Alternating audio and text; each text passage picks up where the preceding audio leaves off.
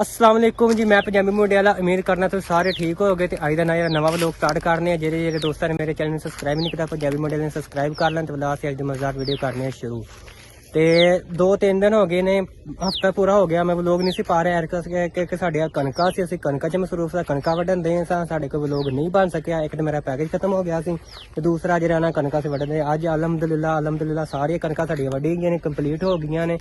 ते अज जेह्ड़ा ना कल असीं इंशाअल्लाह जेह्ड़े ना 12-1 बजे असीं कवाई जेह्ड़ी ना शुरू कर देवांगे। ते माशाअल्लाह वेख लो कणकां सारियां वड्डियां गईयां ने। असीं रैपर अपना ट्रैक्टर दे रैपर आया सारी असीं कणक वड्ढ के ना बन ली है, ठीक है।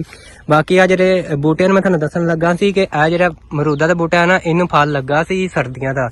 हुण सर्दी दा फल जेह्ड़ा ना मुक गया, हुण गर्मियां दा फल अगे लगेगा। अजे फिलहाल इन्हां नूं फुल नहीं चुके है। तो बाकी अंबा नूं फल लग गया, अनारा नूं लग गया वा, ते उस तो बाद केले ते अंब जेह्ड़े ना आ कलमी अंब 1 किलो 2-2 किलो दे अंब हो जांदे ने, ठीक है। ए वेखो माशाअल्लाह ऐतकी चंगे अंब लगे ने, ए वेखो। ते मैं कि तुहानूं नाले विखा दईए दस दईए। ते अज दे जेह्ड़ा ना लोग शुरू कर लीए। ते जेह्ड़े ना कणका दा रेट वेखो हुण कल असीं गवानी है ते की निकलदी, औसत की निकलदी है, रेट की निकलदा। रेट जी है फिलहाल 2200 रुपया ते इस च कसारा है किसान नूं 2200 रुपया रेट है। ते जेह्ड़ी असीं लैके पाई है ना खाद असीं लैके पाई है 12000 दा गट्टू।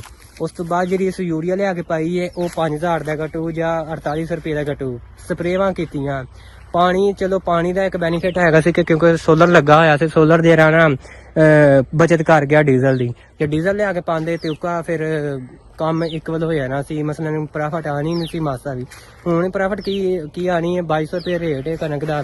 ते वेखो हुण की हुकूमत रेट कटदी है, ते हुकूमत है साड़ी अपील है कि रेट जेह्ड़ा ना थोड़ा जिहा वधान। ते स्याणे कहंदे है कि औरतां दी हुकूमत नहीं घर होनी चाहिए क्योंकि घर तबाह हो जांदे ने। ते फिर इन्हां ने वेख लो कि औरत दे हत्थ च ना पूरा मुल्क दिता होया है, ते मुल्क तबाह होना कि नहीं होना दसो मैनूं। अच्छा जो भी आग भी लगन दे माशाअल्लाह वेख लो, चेक कर लो। अच्छा ते असीं आ सारी कणक वड्ढ लई सी ते सोलर चलन दिया सी। ते मैं नाले अज दा व्लॉग स्टार्ट कर लेना, अपडेट दे दईए कि जेह्ड़ा ना हुण इंशाअल्लाह रैगूलर व्लॉग आणगे। ते ओहदे नाल जेह्ड़ा ना मेरे पंजाबी मुंडे दे चैनल सबसक्राइब जरूर कर देना। ते तुहानूं अज माड़ी जी अपडेट देनी सी ते मैं क्या चलो तुहानूं दस दईए कि कल असीं कणक दी बुआई शुरू कर देनी है। ते की औसत निकलनी, की रेट शेट निकलना, तुहानूं सारी डिटेल देंगे। ते अज दा जेह्ड़ा व्लॉग इन्ना कोई है, इन्नी कोई डिटेल बड़ी है। ते उम्मीद करना मेरा व्लॉग चंगा लगा। जे मेरा व्लॉग चंगा लगा पंजाबी मुंडे वाले चैनल सबसक्राइब करना नहीं भुलना। दुआओं याद रखियो। ओके, अल्लाह हाफिज़।